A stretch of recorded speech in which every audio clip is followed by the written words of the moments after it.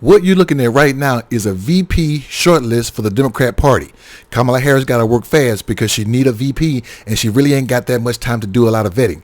At the top left, you got Pennsylvania Governor Josh Shapiro, North Carolina Governor Roy Cooper, Arizona Senator Mark Kelly, he's the bald guy, Kentucky Governor Andy Beshear. At the bottom row, you got Illinois Governor J.B. Pritzker, Secretary of Transportation Pete Buttigieg, Michigan Governor Gretchen Whitmer, and California Governor Gavin Newsom. Now, all are decent people and all are decent candidates, but I'm going to tell you who you eliminate first. You're going to hate me for this. I get it, but it is what it is. They're going to take out Pete Buttigieg first. The reason being is because the country is not, I'm sorry, LGBTQ don't come for me, but the country is not ready for a gay president / vice president. And I'm going to tell you why. If you go and look at his campaign, he didn't do so well. And it was even more so in South Carolina. It was so bad in South Carolina that he got out of the presidential race in South Carolina. And again, LGBTQ don't come for me. But go back to the Catholics. They were real skeptical of Al Smith. Al Smith was the first guy to try to run as for president as a Catholic. The country wasn't ready for it. It wasn't until JFK came along and he had to put out statements saying that the Vatican was not going to come and tell him what to do. And they were real skeptical about getting JFK in there. And that was in the 1920s up until the 1960s.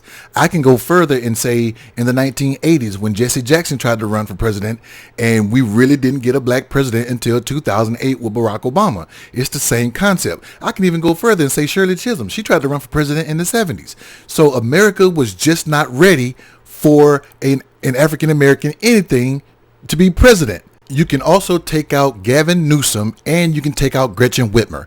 I think they will be great VP candidates, but I think also they're going to try to run again on their own. Now, Gavin Newsom may try to run on his own in 2028 and 2032, depending on what Kamala Harris is going to do. Same thing for Gretchen Whitmer. But you don't want to put two females on the ticket because just like the LGBTQ, the country will not vote for two women. And did you see how women treated Hillary Clinton? So do you think women are going to galvanize behind two females on the same ticket?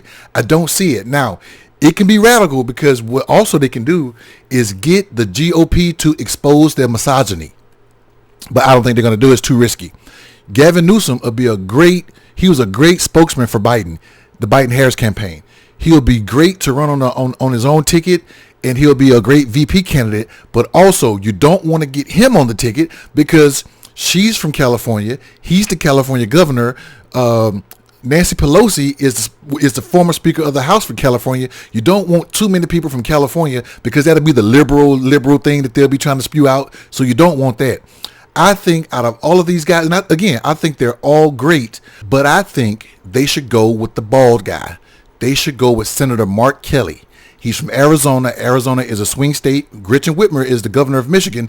That's a swing state. But again, go back to what I just said about the female ticket. Arizona is a swing state. He can get, and I think they got a Democrat governor. So if they pull Mark up into the VP spot, the Arizona governor can get another Democrat to fill that seat. Now, all the other candidates fit good to be a VP.